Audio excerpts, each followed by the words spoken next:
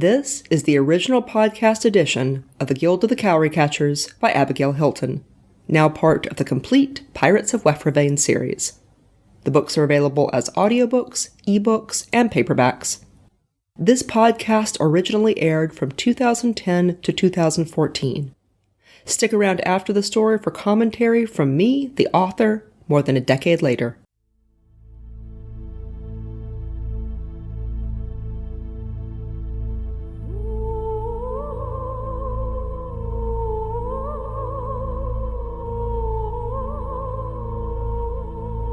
The Guild of the Cowry Catchers, a story of pirates in Panamindorah. Written, narrated, and produced by Abigail Hilton. Book 5, Shores Beyond the World. Warning: this novel was intended for people who shop in the grown-up section of the bookstore. If you need to ask whether you will be offended, you probably will. Episode 13. Chapter 37. Silvio. There is evidence that the early inhabitants of Asia Minor had a sophisticated understanding of flame. Legend says that they painted the monuments with a substance that kept them from burning.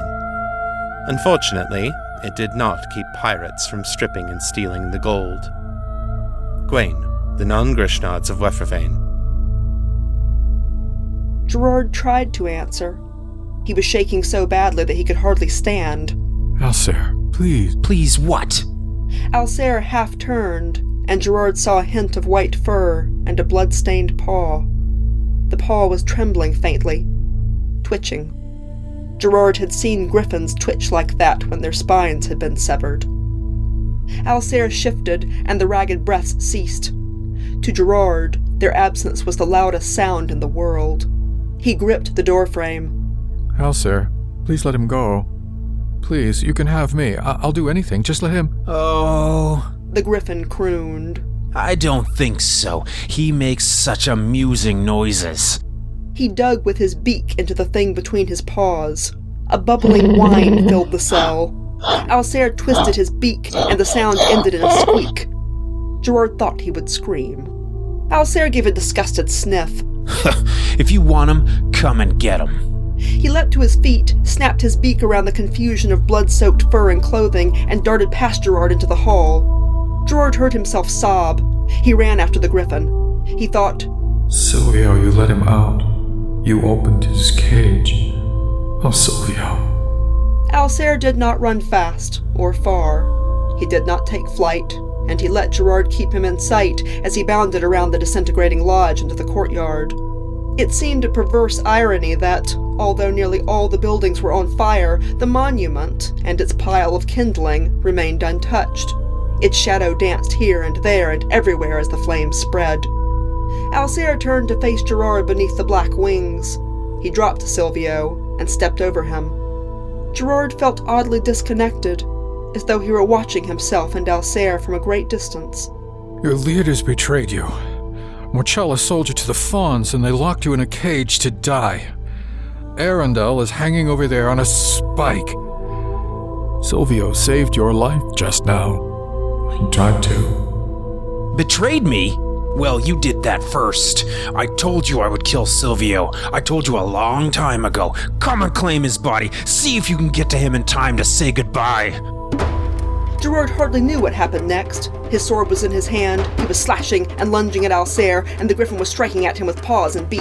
They were moving with blinding speed, and then Alcer's paw knocked him flat. Gerard stared up at his old friend. The flames were dancing in Alcer's black eyes. His paw was heavy on Gerard's chest. His beak, wet with Silvio's blood, hovered above Gerard's heart.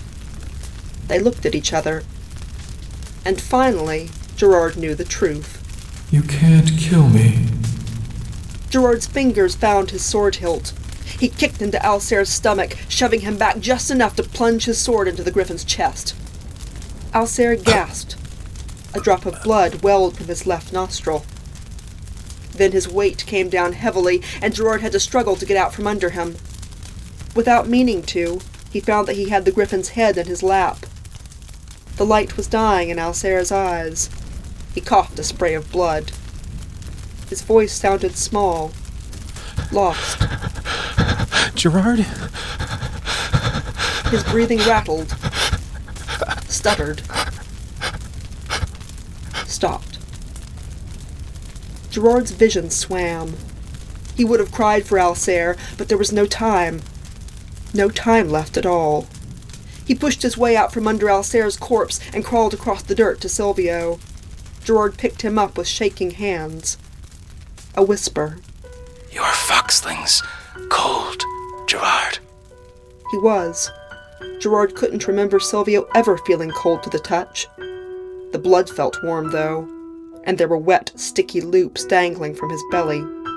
Gerard tried to put them back, but Silvio protested, his hands clutching weakly at Gerard's shirt. "Just hold me, Gerard.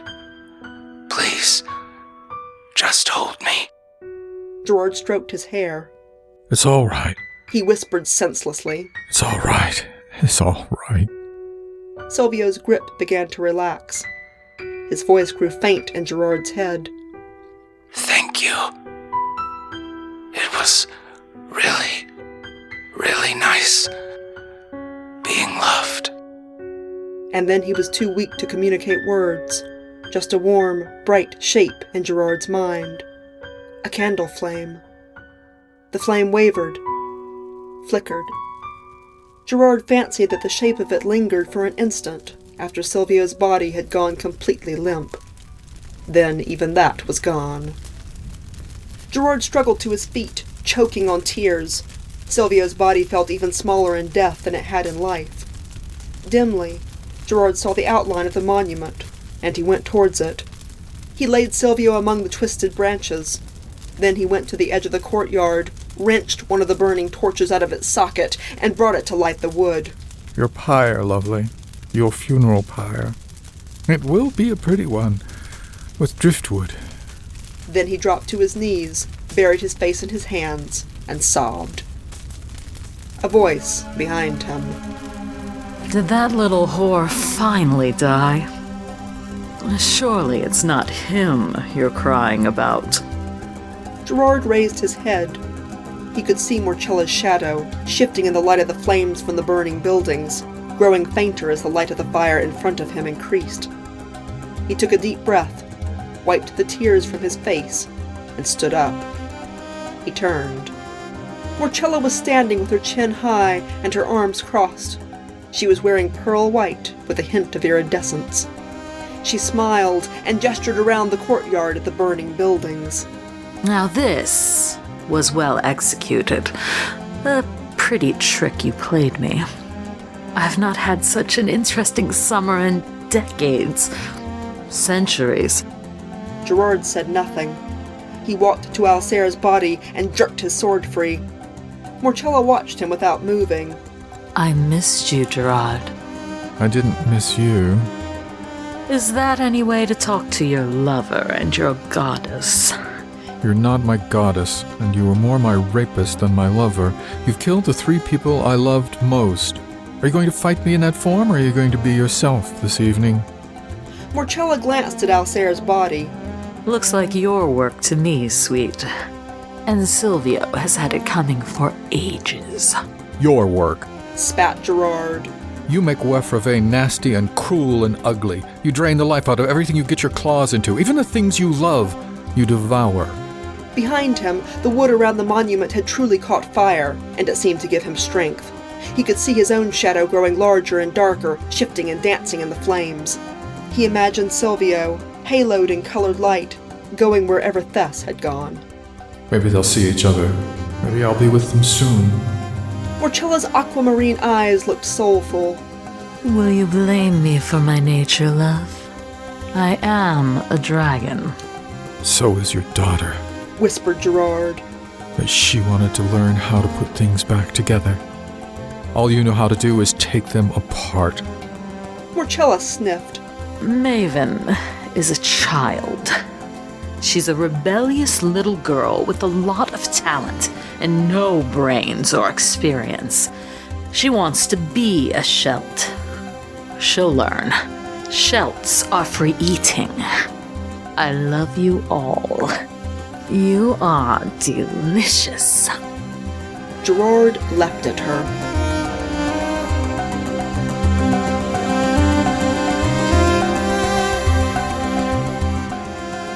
Chapter 38. On the Pyre of the Phoenix. When the fauns burn a body, they always smooth a swath of dirt around it. Sometimes they even bring in beach sand. In the morning, they find footprints in the dirt. I have always wondered whose job it is to create these omens. It is a clever trick. The fauns claim that burning a body makes the world thin. The footprints represent their loved ones' first footsteps on the shores beyond the world. Sometimes they find other footprints, species they did not burn. Sometimes they even find ripples. Gwaine, the non-Grishnards of Wefervain. Morchella was the largest wyvern that Gerard had ever seen, at least 3 times the size of Felbane. Her scales were the color of pearl, her eyes like blue-green gemstones. Silvio would have called her beautiful. Silvio is dead. The thought kept intruding on his concentration. Sometimes it made him brave, reckless. Other times it made him careless, vulnerable. Gerard could not safely leave the courtyard, which provided a fire break. The heat from the burning buildings grew intense. Sweat pasted his clothes to his body as he fought. Red moon, yellow moon, and blue moon all hung full in the sky overhead. Gerard could not see the stars. The fire around him was too bright. He did not believe he could kill Morchella. She was too large and too cunning. His sword was not the right kind of weapon. He did not think he could hit her hard enough to rupture the poison gland at the base of her jaw.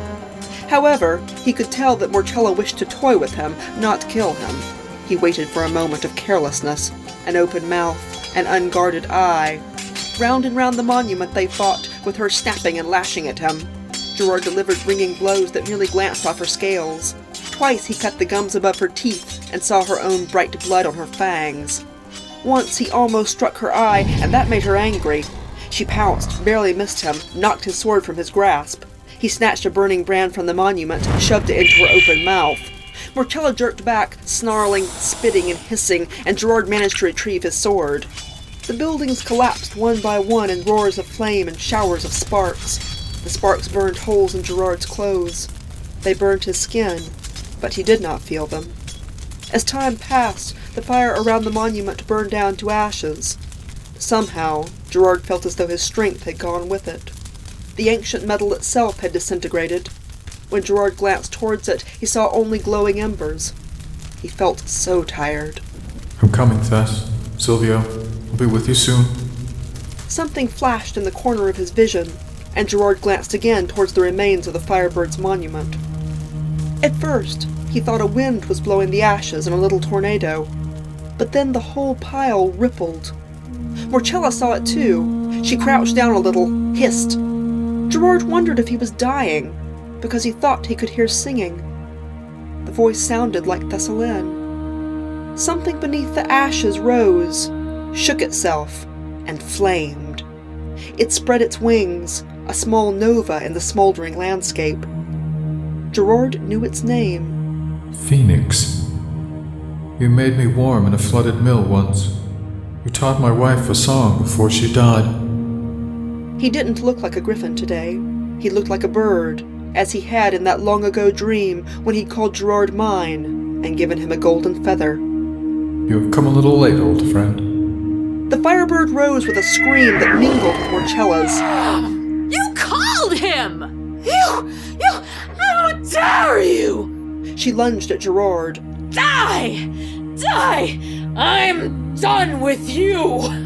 Yes, you are. The Firebird had been sheltering something under his wings, something that remained after he took to the air. Gerard blinked. It was Silvio. He seemed to be wearing clothes made of white light, and he was holding something in his hand. A knife? It looked a little like a golden feather. Hello, mistress. Don't you have anything to say to me? The pearl-white dragon stared at him. Silvio? I made you. Sort of, and then you threw me away. The dragon waved its tail. You didn't want to live. Yes, if I had, you might have killed me. Morcella laughed. Do you really think I gave you that much thought, little foxling? Silvio shrugged. Probably not, but someone wanted me, mistress. Someone loved me. He held up the golden glow, balancing it like a knife. He says this won't glance off your scales. As he spoke, Silvio threw the thing in his hand. Gerard had thought it was a knife, but in the air it looked like a flame. Morcella reared back as though she intended to leap at Silvio. Gerard thought, later, that perhaps she could not see the knife at all. It struck her squarely in the chest. Morcella arrested at the peak of her leap like an animal at the end of a chain. She dropped to all fours. For a moment, she stood rigid. Smoke rose from her nostrils. Gerard thought that she was about to breathe fire like the dragons in the old stories, but then she simply opened her mouth and howled. He realized then that she was burning on the inside. Smoke trailed from her eyes and nose. She lashed wildly, and her shape started to flicker.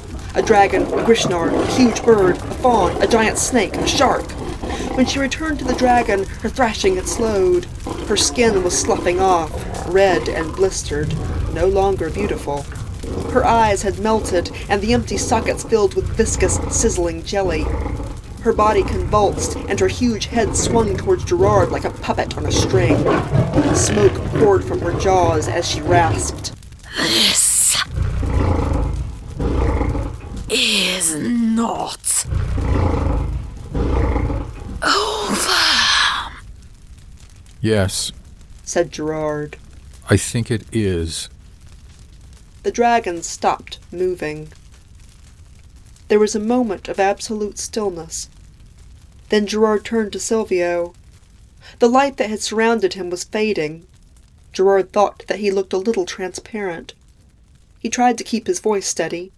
Silvio, are you really there? Thessalin's ballads had been full of ghosts who were permitted to return to their friends and family at critical moments. Ghosts could never stay. Silvio looked down at himself. I think so. He waved his arms experimentally, took a step in the ashes. His feet left real paw prints. Gerard came towards him. The glow had faded entirely, though dawn was breaking in the east. Silvio wrapped his arms around his shoulders and shivered. Could I maybe borrow your coat? Gerard choked. He darted the last 2 steps and scooped Silvio up. He was warm and as real as anything could be. Hey, not so tight. My guts have already been rearranged several times today. Shh, Gerard, don't cry. I'm sorry. I didn't mean to die. Gerard laughed through his tears. Don't let it happen again. Silvio craned his neck and caught sight of Alcer's body. I didn't want him to burn. I know it was a stupid thing to do. That was what I would have done. It was a kind thing to do. He took a shuddering breath. Silvio, you're talking. Well, yes, I'm rather known for never shutting. He stopped. He was perfectly still for a moment. Then he stuck out his tongue. He crossed his eyes to look at it, then stuck a finger in his mouth to be sure. I have a tongue. Gerard, I have a tongue. Yes, you're shouting with it in my ear. Silvio got down and skipped around in the ashes, wearing Gerard's coat like a cape. Gerard, I can talk. Can I still do this? Yes, I can hear you both ways. Silvio, do you remember anything from when you were dead? Silvio thought for a moment. Yes, but it's getting fuzzy. Something about a thread and doors, and I'm sure the Firebird was there. He talked to me, but I don't remember what he said. I think maybe I chose something. They were just considering how best to navigate the smoking remains of the lodge when a griffin dropped out of the sky. It was one of Basil's ship's griffins. There you are. Everyone was sure you were in the jungle or on the beach, since no sane person would have stayed here. I flew over earlier, but the smoke hid everything. We're not quite sane this morning, quipped Silvio. The griffin blinked at him. I thought you couldn't talk. Silvio giggled. I got better. Gerard climbed, yawning, onto the griffin's back and pulled Silvio up in front of him. We'll explain later. Everyone will be talking about it. Right now, let's go back to the Fang. Let's go home.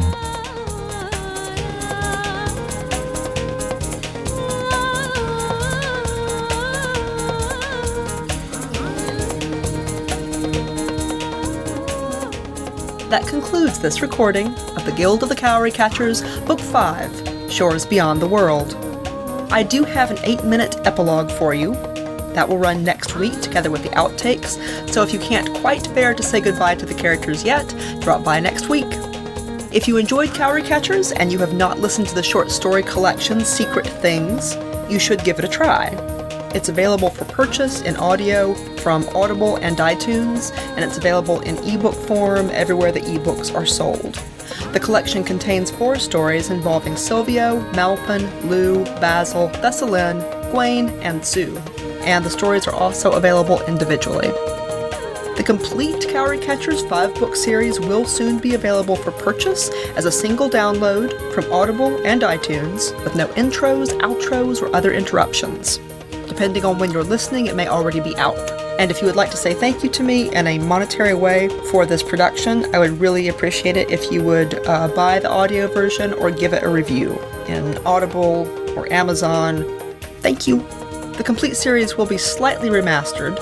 Especially in the first 2 books, I can do a little bit better noise removal now than I could then, but mostly it will just be free of interruptions. The Prophet of Panamindorah is a young adult series set in the same world as Cowry Catchers. Prophet is a solo read by me. It is earlier work than Cowry Catchers, but I am still proud of it, and if you liked Cowry Catchers, I suspect you will enjoy Prophet. Prophet is currently available in podcast form, and the whole trilogy is also available for purchase as a single download with no intros, outros, or other interruptions from Audible and iTunes. So what's next for me? Well, there will certainly be more stories about Gerard and Silvio, which will be available in ebook, paper, and audio for sure. Full cast audio, on the other hand, is a lot of work. I've spent somewhere in the neighborhood of 1,500 hours on the audio for this series. If I do full cast again, it won't be for free. I have considered doing a Kickstarter or other form of crowdsourced fundraising for a full cast version of the next book involving these characters. If you want updates on that when the time comes, or to learn what else I'm releasing and producing, either subscribe to my mailing list at abigailhilton.com or subscribe to my new podcast, The Worlds of Abigail Hilton. You can find the Worlds of Abigail Hilton podcast in iTunes and all the usual places. The feed URL is also on my website at abigailhilton.com. I talk about my work and other people's fiction and all kinds of other stuff on that podcast. My next audiobook will be Hunter's Unlucky, an epic set in a completely different world from Cowry Catchers, but one I think you'll enjoy. I'm hoping to launch that book by mid-2014. The book will not be perma-free, but it will be free for a limited time in my feed, and it will also be on sale in all the usual places. So if you want to hear that, go subscribe to the Worlds of Abigail Hilton podcast. You have been listening to The Guild of the Cowry Catchers by Abigail Hilton. Copyright Abigail Hilton. The ebook for Cowry Catchers Book 5 includes 16 illustrations in ink and watercolor by Sarah Cloutier, as well as 13 portraits by Greensprite and 2 versions of the map by Jeff McDowell. The ebook is available from Amazon, Barnes & Noble, Smashwords, iBooks, and Kobo. The rest of the series is also available as illustrated ebooks, and the entire series is available in non-illustrated paper on Amazon. Visit my website at abigailhilton.com for information, including how to get 25% discounts on paper books and how to order signed books. This podcast included the vocal talents of Nathan Lowell as Gerard, Norm Sherman, as Silvio, Chris Lester, as Gwaine, Ryan Stevenson, as Alsair, Kim the comic book goddess, as Marcella, Lauren Scribe Harris, as a griffin. Sound effects for this podcast were provided by SoundSnap, the Free Sound Project, and Sound Dogs. The intro music was Grace by Beth Quist. The outro music was Finale, also by Beth Quist. Music for Book 5 of Cowry Catchers included selections from Digital Juice at digitaljuice.com and Kevin MacLeod at incompetech.com. It also included additional music from Beth Quist, Diana Rowan, Jamie Saber, and David Modica, all from magnatune.net. All the music was licensed and used according to the terms of the websites. This is a standard copyright now. This podcast is provided for your personal enjoyment only. You can download and archive the episodes for your personal use. You may not re-upload, mirror, or publicly redistribute the audio files, nor can you alter, remix, or create derivative works.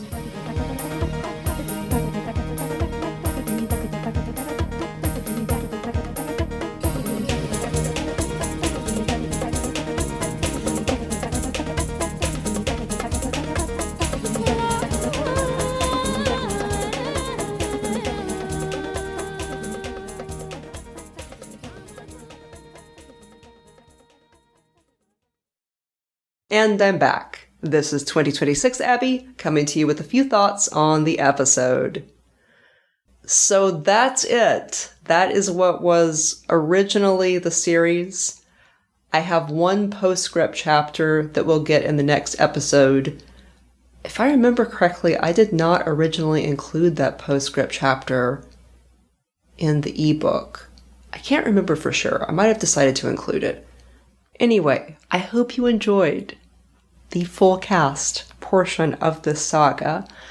I know I talked in that little afterwards section about perhaps returning to full cast. I never did because it is so much work and you can't really get paid for the amount of time that full cast takes because people don't really want to pay more for the audiobook just because it's in full cast, but it takes like 10 times as much work. You know, maybe some people would pay 50% more for it, but they're not going to pay 10 times as much for it. It's such a large amount of work. I did do the next 2 novels as dual cast. So Lauren did all the female POV parts and Rish did all the male POV parts. They are both very talented imitators, so we agreed on what voices were supposed to sound like and they switched back and forth. That was an interesting way to do it. There are some downsides to doing it that way too. It is more work than doing a solo read, but it is a lot less work than doing true full cast. As to the Worlds of Abigail Hilton podcast, I did run that as a public feed for several years, and then I pulled it onto my Patreon only. So that is where it lives now. It has evolved over the years as a number of different things. At this point, I still do chatter episodes, updating people on my life and what I'm working on. I do periodic free episodes. So if you subscribe or if you follow me over there, even at the free level, you'll get periodic updates about what I'm doing. At the $3 level, I do chatter. And usually I also do an early release of professional audiobooks.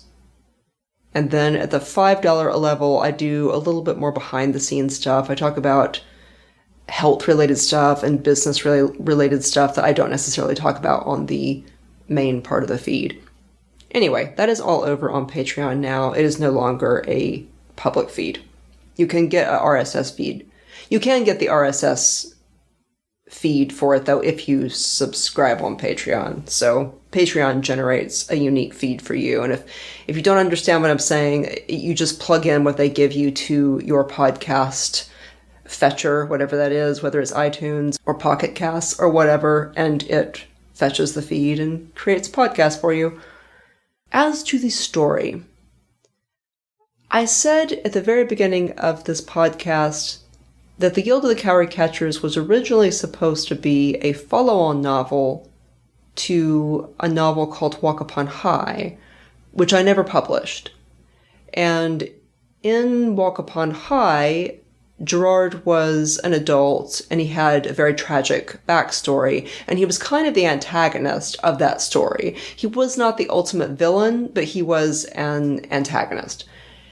And so I wrote that book, and then I was curious enough about that character to want to go back and fill in his backstory, because he was the kind of character that had started out as a very kind of noble, somewhat simplistic and naive, honorable person, and then he had had a series of tragedies and That's Mochi saying hi.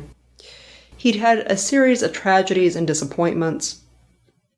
Mochi's disappointment is that I'm not giving him treats right now. Anyway, Gerard had had a series of tragedies and disappointments and bitter experiences that had turned him into a bit of a villain. And so I was curious about going back. Yes, Moch, it is tragic that I am not giving you treats right now. So I wrote this story wanting to go back and fill in his life and kind of understand where he came from. But by the time I wrote this story, I was a much better writer than I was when I wrote Walk Upon High. That was a learning experience. It was a big book and I had some really cool moments, but I essentially ended up scavenging it for parts.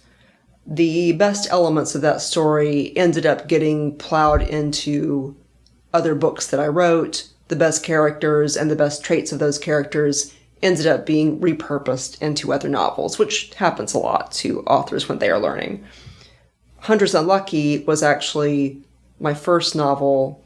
It was a trunk novel that I rewrote from scratch after finishing Guild of the Cowry Catchers, and I know I talk about that a lot in the outros of these episodes.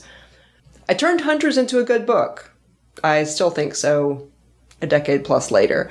But Walk Upon High ended up being scavenged for parts. I never rewrote that book. But I wrote Cowry Catchers thinking that it would be a prequel to this other novel. So I had these specific points in his backstory that I needed to hit. And so a lot of my drafting decisions in the Guild of the Cowry Catchers were based on this attempt to wind up with the character that he is in Walk Upon High. And part of his backstory was that he had lost a wife, that he had lost a very dear friend under extremely painful and conflicted circumstances, and that friend was Alcere, that there was some treachery involved. All of this was kind of implied in those novels, but not spelled out. And his heart had been broken. And I feel like if I had killed Silvio in that final scene, which was my intent originally, then Gerard would have walked away from the story correctly set up to be the guy that he is in Walk Upon High. So in Walk Upon High, Gwain's father, Leopard Masia, had made it to the Pendulons, and Gwain had made it there and was helping his dad, and they had gotten into a war with the Fauns who were living there. And Gerard shows up and ends up kind of playing a role for them similar to what he played for Morchella, except he's not quite as mean because they're not quite as mean, but they're in conflict with the local Fauns. Anyway, killing Silvio at the end of this book, what mochum? Come here, buddy. Anyway, killing Silvio at the end of this book, I feel, would have set the character up to be the kind of bitter, jaded person that he is in that other book. But by the time I got to this point in the story, to the end of Cowry Catchers, I knew that it was a better story than Walk Upon High, and I knew that there were various points at which it contradicted Walk Upon High. Gwain is in Walk Upon High, or was in Walk Upon High, but he was a somewhat different personality as well. Silvio was not in Walk Upon High, and I had considered letting him live and inserting him into that story. But anyway, there were a lot of elements of Cowry Catchers by that point in time that did not match the novel that I was writing towards. And I felt like Cowry Catchers was just a better story. And I also found that I just did not want to write a saga with a bleak ending. I did not want to turn Gerard into the kind of person that I was planning to turn him into at the end of those books. I wanted to write something with a more hopeful conclusion. I did not want to write a nihilistic ending.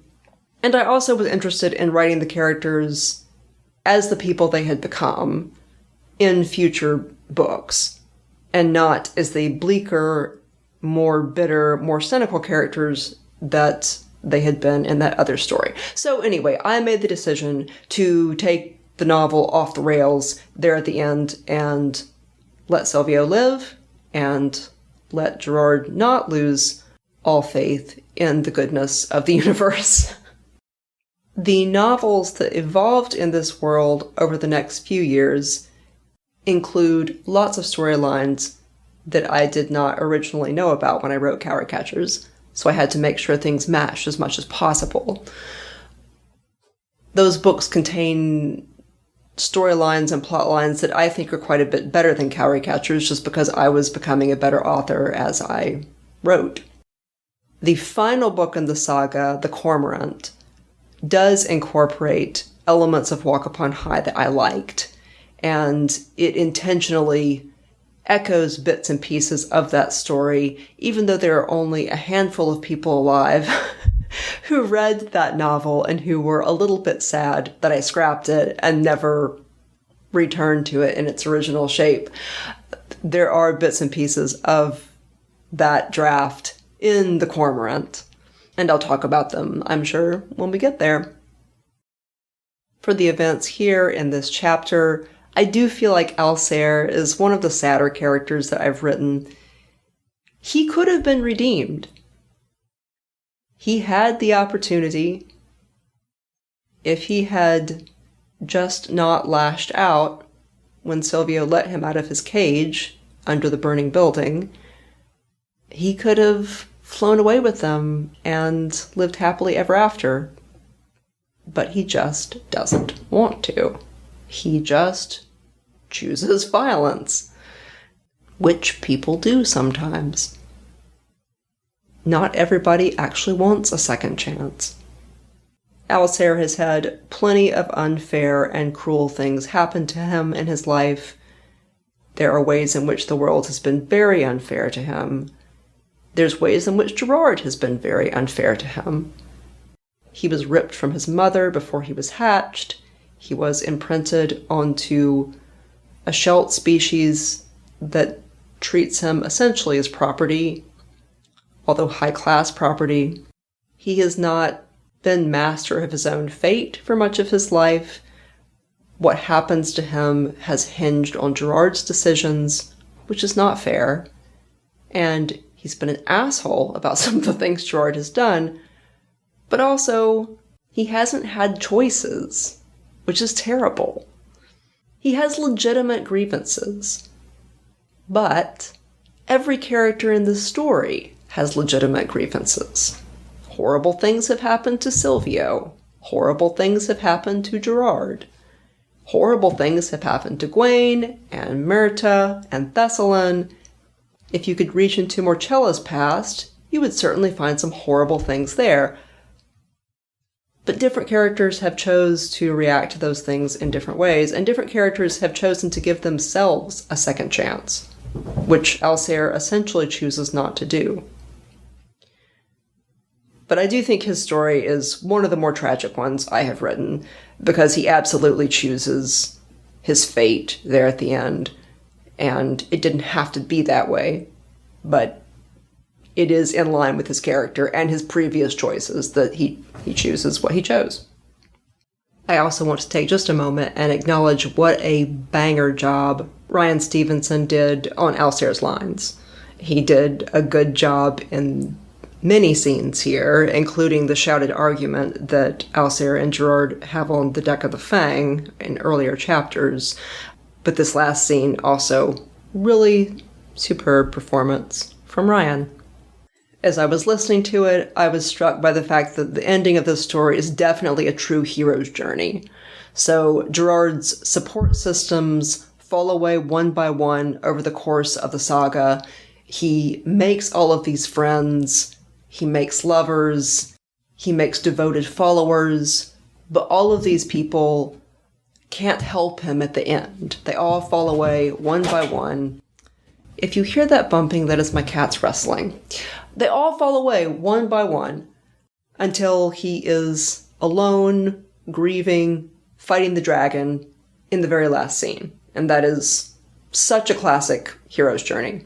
A few years ago, Gail Carriger put out a book called The Heroine's Journey, and she makes a really cool argument in it that in Heroine's journey structure, the character starts out alone, trying to solve their problems and unable to. And over the course of the story, they learn how to cooperate with others. And they form a team, and then they are able to solve their problem together. So they go from a place of isolation to a place of community. And her argument is that both male and female characters can go on a heroine's journey. It so happens that this kind of arc is more often written for women than for men, but either, or in these, whatever, but any gender or sex of character can go on either journey. The hero's journey tends to be written for male characters. They start with many support systems, or they accumulate a variety of support systems. They accumulate a community and friends, but then as they have to face the big bad at the very end, whatever the ultimate evil is, those support systems are taken away one by one until they must stand alone against the villain. Which is a fine story. It's a story that we all know. But because I heard Gail articulate that so well, I also tend to look now for the other pattern, which is also more common than you realize. You start seeing it if you're looking for it, where a character is isolated and they build community, they find friendship, they find love, they find support, and they are then able to solve problems they couldn't solve alone, and they do so only because they have the backing and support of their community. So I have written both kinds of stories. There are points in Cowry Catchers where it feels more like a heroine's journey because Gerard certainly does accumulate community as he goes along, but this final scene is 100% hero's journey kind of conclusion, and I thought it was fun. Next week, we will have that little postscript chapter, and then we will have the outtakes, which are quite fun. Then there is a panel that Lauren Harris organized at Balticon the year that Cowry Catchers concluded. And I think that was the most voice actors from the novel that I ever had in one room speaking together. So that was fun. I will put that in the feed. And then the following week, we will start on the short stories that are currently at the end of this novel. There are several. There are some really good ones in there, and they're important for understanding what comes next. So that's what's coming up, and I will see you in the next episode.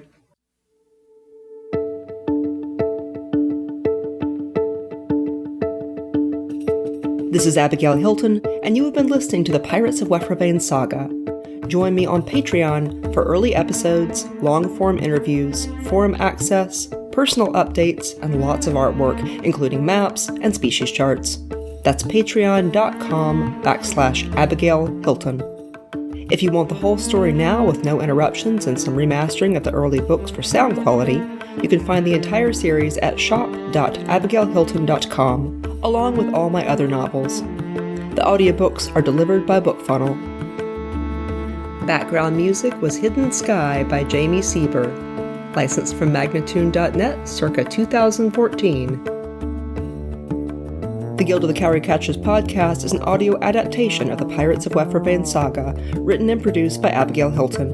Original production copyright 2010. All rights are reserved to the author.